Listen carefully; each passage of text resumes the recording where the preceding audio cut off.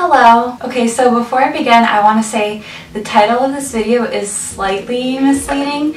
I honestly just didn't know what to title it, because if I was to title it when I wanted to title it, the title would be super long. The title of this video really should be something like things that artists do on YouTube that I was taught not to do in art school.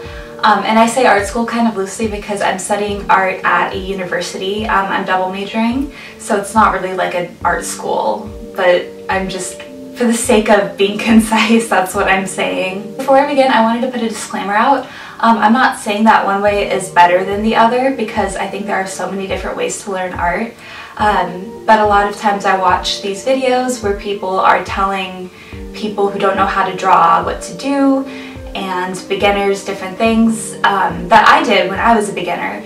And a lot of times I wish I could respond and be like, well, I was taught not to do that and this is why, just so people have like a well-rounded view of how to do art, if that makes sense, and not just learn one way, but to also learn different ways to do it. So that's why I'm doing this video, not to bash anyone, no one in particular.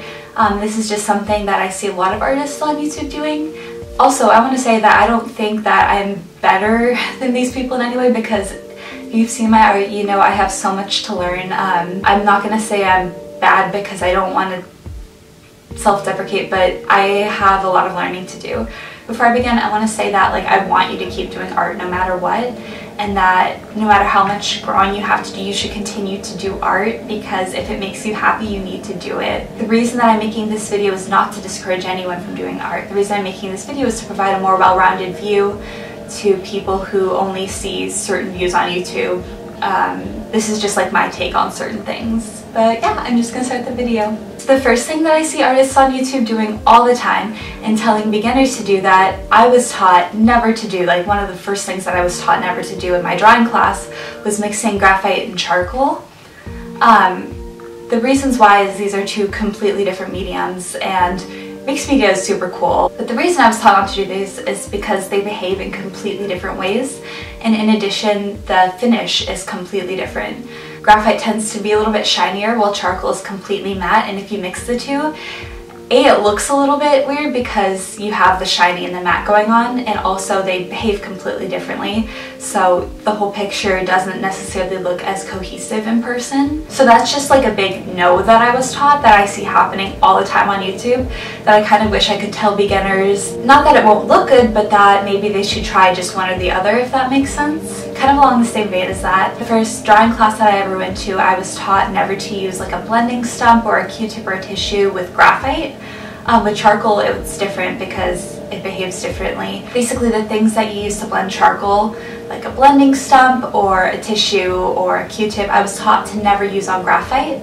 And the reason this is because it takes a lot more skill to get a smooth, blended look with graphite. The word my art teacher used, which I don't necessarily agree with, is that it's cheating. I don't think it's cheating at all, but I think it takes a lot more skill to learn how to smoothly use graphite pencils without using like a Q-tip or a blending stump to like blend it together. A lot of times I think the more difficult way to go is something that you should learn to do. It really teaches you the fundamentals and the basics of how to control a pencil, and that is so important to do when you're drawing, is to learn how to control a pencil. And by using a blending stump or a tissue or a Q-tip, you're kind of like, in my opinion and from what I've been taught, you're kind of avoiding that. Important to note, this doesn't apply to charcoal because charcoal behaves completely differently, but with graphite, this is what I was taught. So a lot of professional, or I want to say professional, but like really good classic artists have made pencil drawings look incredibly realistic without blending them. And you can see the lines that the pencils have made. It's not even controlling the pencil and making it look smooth. Like the whole drawing looks crunchy in a sense, but it still looks realistic, and that takes a lot of skill and practice. But if you can do that, that really shows your drawing technique and how much you've learned and practiced. So I'm not saying that in the grand scheme of things using a blending stump on graphite is like a bad or a wrong thing to do. I'm just saying I was taught not to do it, and I'm not allowed to do it in my art classes, and I don't do it on my personal work either. The next one that I see is something that I see pretty much every painter on YouTube except a few do, and that's use like so many different colors of paints. I see people with like 20 plus colors of paints, And I'm not saying owning that much paint is a bad thing.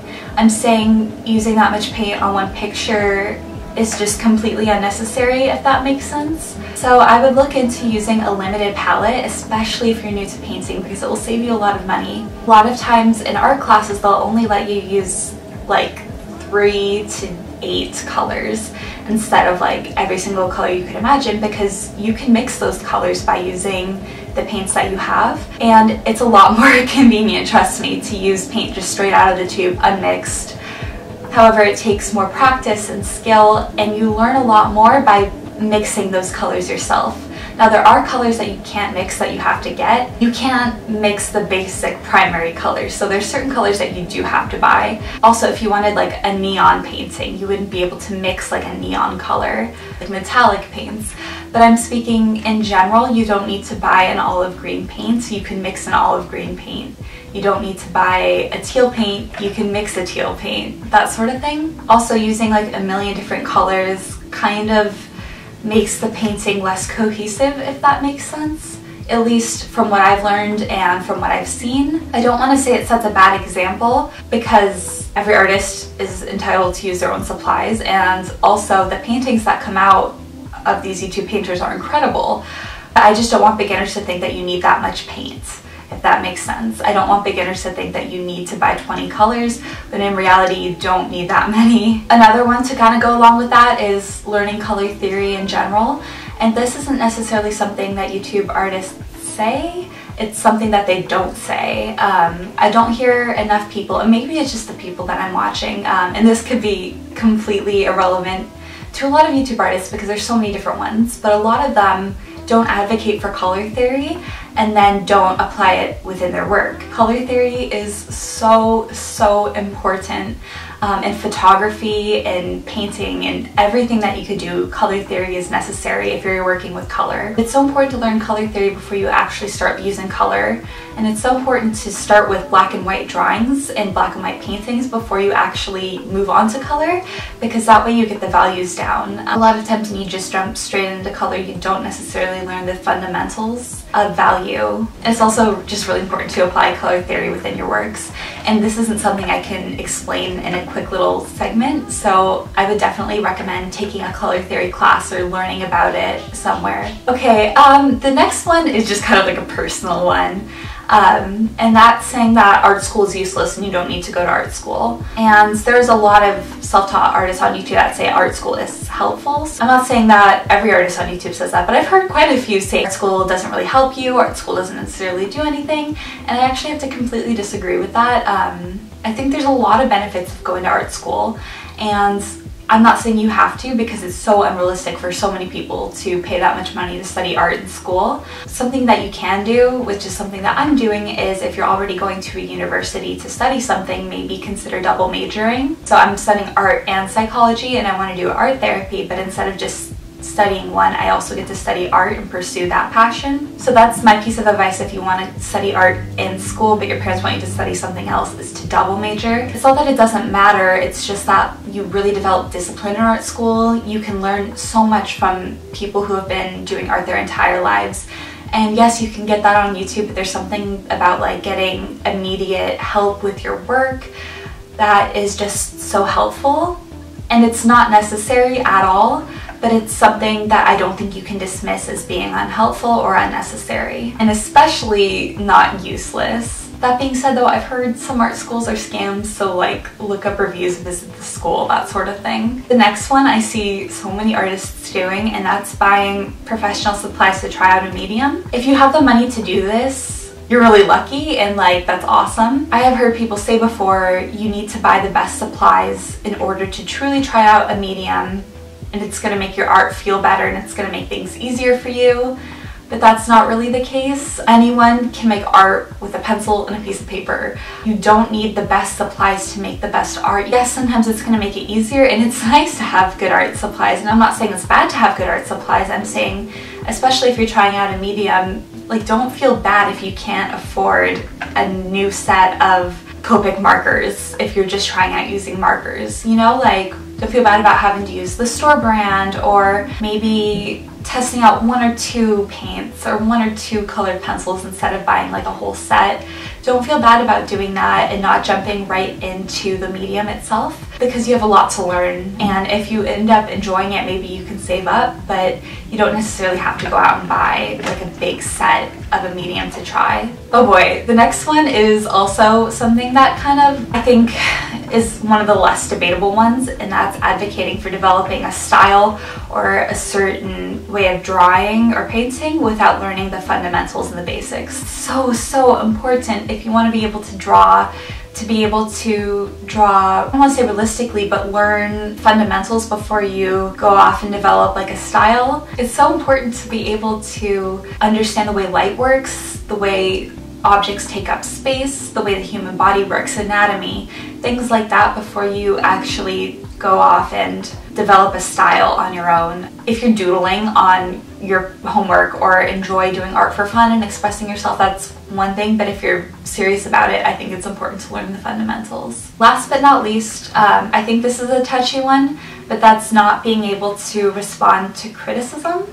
So in the art world, and again, this is if you're serious about art, not necessarily if you're doodling on your homework, but you need to be able to take criticism on your pieces. You need to be able to hear people say bad things about your art. I just had a critique for my final painting. It's 30 by 40 inches, and I got roasted by my teacher about it.